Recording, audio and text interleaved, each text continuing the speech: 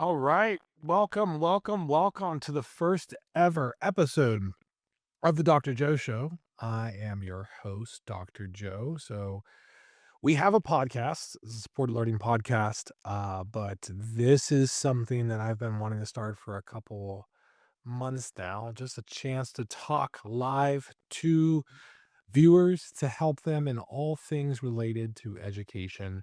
My name is Dr. Joe. I have a doctorate in educational leadership. I have been a teacher of 7 years in AP and IB history, and I've been an administrator for over 8 years now as an assistant principal in various schools. Got my doctorate in educational leadership, my master's in educational leadership and policy studies from Virginia Tech, and then Pitt for my doctorate. So I'm very passionate about helping families understand K-12 education, but specifically high school and the journey towards college admissions because it has gotten extremely complicated.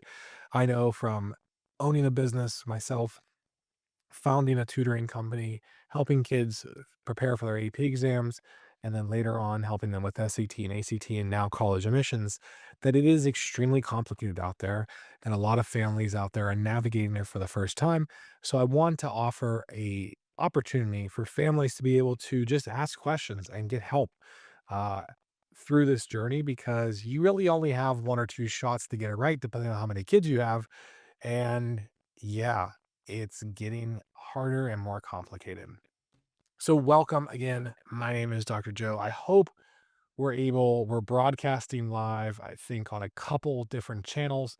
First time we've ever done this, so we'll see if it is. I'm trying to broadcast live here on Facebook. So, if you're joining us live on Facebook, awesome.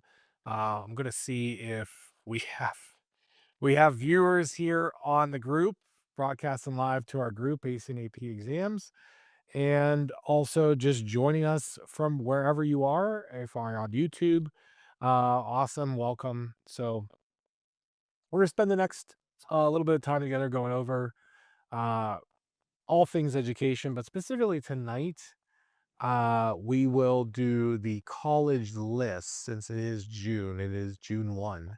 So join us tonight. I'm just getting logged in over here. So we're doing this live, and I'm the only producer of this show. So we'll see how this works. So, all right. Good. I don't know what's going on here. Can't get onto my Facebook. We'll see if it works. Okay. Doesn't, but whatever. Hopefully we're on Facebook group. So if you're on there, hello. Give us a chat. So college list. It is very, very interesting that right now we are in June 1st, 2026, and college app season has begun. You might not know it yet. You might be watching this and be like, hey, it's just summer. My kid needs a break. But the reality is, the kids who are going to get into the top schools, they're already starting formulating their list. They're finalizing their list, and they are preparing to start writing their essays. The summer is a great opportunity if you have a rising senior to get all that out the way. Unfortunately, most Americans have no idea where they should start. And so they're left with limited options. You have the school, which obviously gets out for the summer. And so hopefully you have a counselor, a guidance counselor, or a school counselor that can help you at least prepare for some of this. Or you can do your own research. You can get on YouTube. There's plenty of groups out there to navigate this and basically do it yourself. But today we're going to talk about college lists because that's really step one. If you have a soon to be senior or even a soon to be junior, formulating a college list is one of the most important things you can do this summer to figure out where your son or daughter is competitive. Now, that being said, where does one even start formulating a college list? So, if anyone is joining us today, let's see here. I think we're on Instagram and we're on YouTube. Cool. Let's see if we're on Facebook. Are we on Facebook? I'm just gonna hop out of here for a second. Let me see. It's my hopefully. Yeah. So if we're watching live, you can drop a chat on YouTube, on Instagram. Um, I have the chat open. If you want to throw a college out there, we'll walk through this. Hopefully the technology works. So we'll see. But right now, where do you start? Right. So you might start locally or you might start with brand names. That's where most families of high achieving students start. So my kid is smart, has good grades, has good test scores, should get into a top school. It should be that easy. It's really not. Excuse me. You have to really identify some key things of where your son or daughter is competitive at. So it really starts with data. And so where we go is called a common data set. Now, a common data set, I'm going to share my screen here in a minute. A common data set is something that all colleges are required to publish and put out there. It is a PDF of the stats of first year, first admits. I'm going to show you how to read one here in a second. We'll walk through it, and then I'm going to show you what we built to help reverse engineer if a student can actually get into one of these schools. So let's see here. Hopefully you can see that. Hopefully you can still hear me. I think we're good. Okay. So, and if you're on Facebook, I am on YouTube, on Instagram right now, walking families through this. So let's just type in Duke Common Data Set. So the what you could do is you could Google this one by one, um, of what the common data sets were for your particular school. We'll go to 25, 26 because that's our most recent data, and a PDF is going to pop up. Now, on that PDF, it is a pretty big document that most families don't know how to read, which is fine. I'm going to show you here in a second. We're going to scroll down to first year, first section C, first time, first year admissions. So hold on. Let's see here. People are trying to get on right now.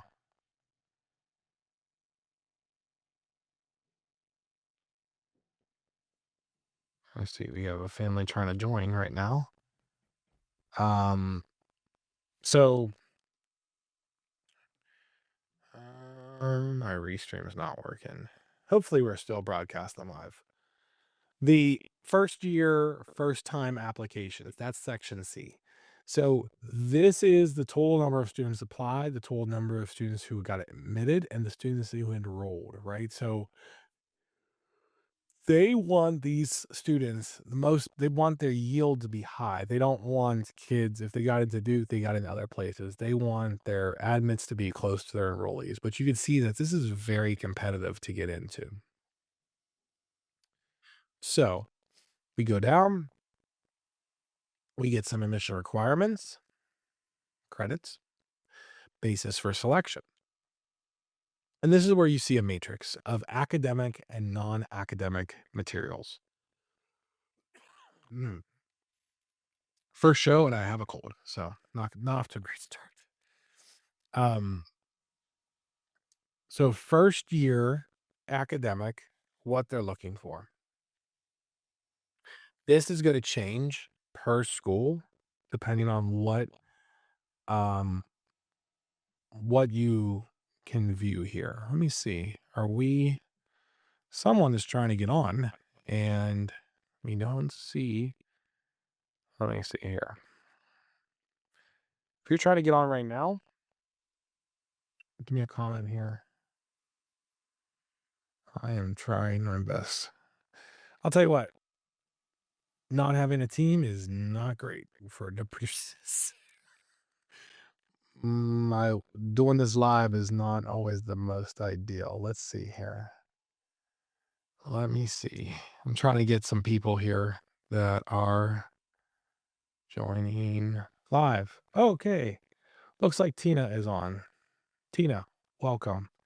My chat is not working really well, but I saw your text in our SMS, so hopefully you're there. If you can, drop us a chat on the stream from wherever you're watching so I could see if this platform is even working.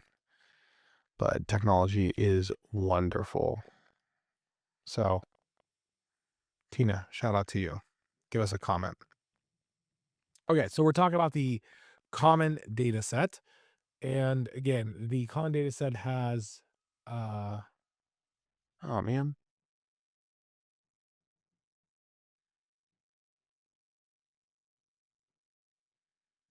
one more time. So the common data set shows both academic and non-academic criteria, which is important because you're going to look at your rigor of school record, class rank, academic GPA, and then the non-academic is stuff that you need to prepare for and to demonstrate on your resume, on your interviews, and um, what do you mean static just circling? What does that mean? You can't see, Tina? You can't see us? It's not working? Let me see. Let me go back here. Is this any better? Is this any better? Can you hear us? Hold on. Let's try this. Does that work?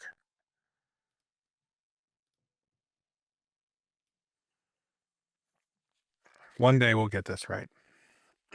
Who's watching us on Facebook? Welcome. We are trying to get the stream to work on the first episode of Dr. Joe's show. The show will go on, but right now we're walking through a common data set of Duke. Tina, can you hear us okay now? No, you can't hear us. That's not good. You can't hear us at all? How did you respond if you can't hear? That's crazy. All right, well, I'll record it too. So hopefully, I don't know what's going on. Let me see. Did you press the unmute? Let me see here.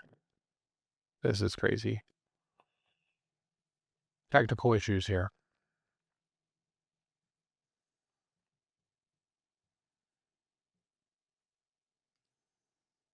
This is why we do it.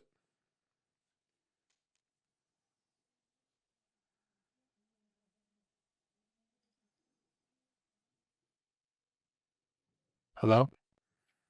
Anyone hear us? Just static, but I can hear with, but I hear but with static. Ah!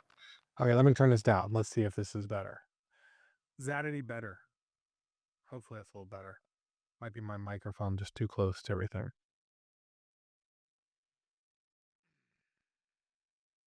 Okay.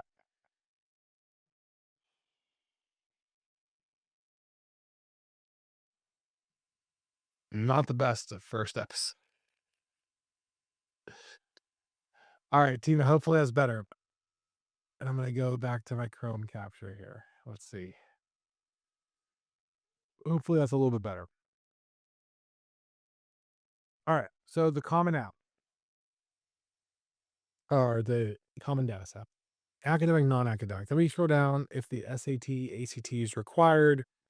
And then if they use tests for placement, and then first time, first year profile. So this is important because this actually helps give a data point to us on what they're looking for. So Duke is looking for somewhere in between 1550. What just happened? 1500 to 1560. Well, higher than that, 1580, which is pretty high.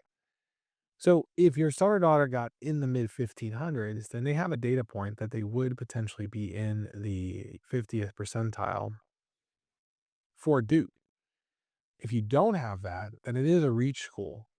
That doesn't mean that's the only thing that they require, but you do have to keep in mind that it is very, very competitive to get in there. So sorry about this. Let's go back down. Yeah. So if you want to be a competitive applicant to Duke, you need to be above a 1550 because that's the 50th percentile score. Then we look down to, they have the SAT scores in here, their ACT scores in here. They don't have the GPA, the average GPA, which is not great. I don't think those are finalized yet. We can go back a year. But those are some things that we want to look for. We also want to look for if they use early decision or early action. They do early decision. They don't do early action. And then this D is transferred information. So what you're going to want to do is start coming up with school names and writing those down, and then going to their common data set to determine if they are a good fit or not. Now, That seems like a lot of work. And you're right, it is. That's what you have to do. You actually have to do the work. Guessing and just basically shooting in the dark is not going to really, really work. Let me go back to the original. This chat's slower. Hi. Maybe a little bit there. Hopefully that's better. Um, so we actually developed a portal to scrape the data of 250 schools to walk through this list. So I can actually pull this up pretty quickly. So this is actually based off of those common data sets from previous years. So we can actually guide students. So if we were looking at Duke, what I would tell you is you want to write down a list of 8 to 12 schools and then go backwards and start researching the common data sets to see where they are. You want to look for GPA, you want to look for SAT scores, you want to look for percentages of students that admitted. But it's also extremely important that you understand what the criteria are for these. So if I was advising a student to get into Duke and Duke was their dream school, I would heavily say, is this a school that we potentially want to do early decision for? If it is, then we want to consider doing it because there's a 2.5 multiplier effect to go early decision. Early decision is a non or sorry, is a binding agreement. It is a binding contract with you and the school that if they admit you, you are going there, regardless of what money that they give you. Now, why would anyone want to do that? Because it increases your chances significantly. Early decision was 17% versus overall 6.8% of regular decision. And last year in 2024, 2025, 1,042 of the 3,000 applicants, 35%, were admitted early decision. Their deadline is November 3rd. 17.3% got an early decision, with only 3.7% getting a regular decision in January. Excuse me. Duke's tuition 70,000, total cost 99,000. Average need-based aid 62,000, need or merit aid 15,000. The average net price is $36,000 a year. Still a substantial commitment. So we can actually upload a sample student's profile and put those informations in here and show what the APs are worth here. Um, but then we also want to talk about what moves the needle in coaching, why Duke matters, what they look for, which through our frameworks we would show you. But I want to show you another indicator that is very important is demonstrated interest. Demonstrated interest is not what most people think. Demonstrated interest is how interested are you in the School of Duke? How interested are you going into the School of Duke? So if you're telling me Duke is your dream school and you don't subscribe to the emails, you never visit the campus, you've never done a virtual visit, you don't talk to the people that come and visit your school, you don't follow them on social media, they're not going to accept you. They want to see that you are interested in coming to their school. Excuse me. This cold's killing me. Cold in June, not great. So those are some indicators that we want to look for. We also want to look at what are the essay factors as well. Now, we do help with students with this, um, but you want to write your essays to based on what Duke prioritizes and what they look for, especially if this is your Common App and this is important to you. But let's just go back to the most important thing here, and that is when you are formulating a common or list of colleges, you're going to want some reaches, some targets, and some safeties. The reaches are the ones that you meet maybe 25% or less of the criteria for if those are dream schools. I know where your SAT score is, your GPA score is, cross-reference into a common data set. 50% criteria, those are your target schools, 50% or more. 75% or more if you meet those criteria, that's your safety schools. So you want to have a healthy list and you then want to make sure that you leverage this summer visiting those schools either virtually or in person to see if this is a place you actually want to go. Once you have your list, then comes the application strategy. But you first need to start with the college list. And so writing down those schools and then starting to do the work of the common data sets to look for them, to see if you meet those criteria is extremely important. So, any questions from the audience so far that we can take? I want to actually have callers come in. Um, hmm, let's see. Um, see if we still have my one viewer here. Um, Tina, still with us?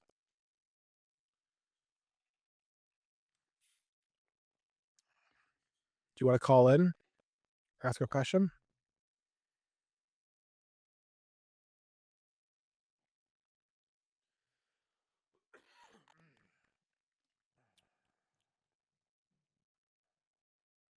Maybe the chat's not working. So, hopefully, this episode broadcast correctly. We'll go back and we'll do more, but we'll have more episodes of the Dr. Joe Show coming soon. But again, first step in the college admission process is formulating your college list. Oh, still with us, Tina. Do you have a question? Put it in the chat. Or you want to call in? I'll give you the number. We'll see if we can do this live.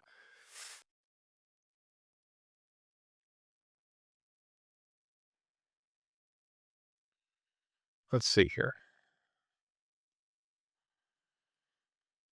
Tina's sitting here with me.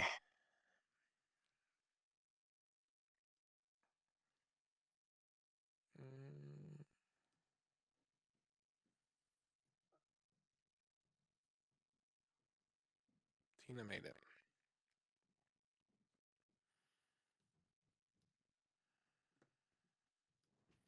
Tina, you're gonna be our first live caller on the inaugural show if we can get the support to work. So call at, let's see, what number are we calling from? 412-960-6358. 412-960-6358. You don't want to call? Tina, come on. We're live, first ever show. You can be our first caller. Just think of what an honor it will be. I'm going to call you. How about that? No? Not right now? What can I help you with college admissions wise? Anything? The chat's working really slow, so I'm going to call you anyway. I can't see your answer. Cold call in Tina, our one viewer. See if it works. Tina, you're live on the Dr. Joe Show. Welcome.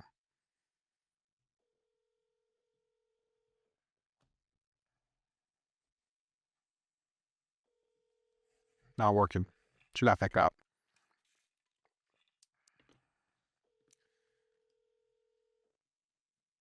It is not the greatest stream technology. Okay. Well, that did work. She didn't answer. So again, where we're working with our kids right now is formulating that college list. You want to have the college list and you want to start opening the application up on Common App because there is a lot of information that needs to go in there before you start that application process. So we're going to be coming live to you every Monday around this time, either 8 or 9 o'clock Eastern with the Dr. Joe Show live, where you can submit your questions pre ahead of time, or you can answer them live. We'll do some cold calling or some call-ins to answer your questions and help you and your child specifically with their whole academic journey through high school. So thank you all for tuning in to the first show.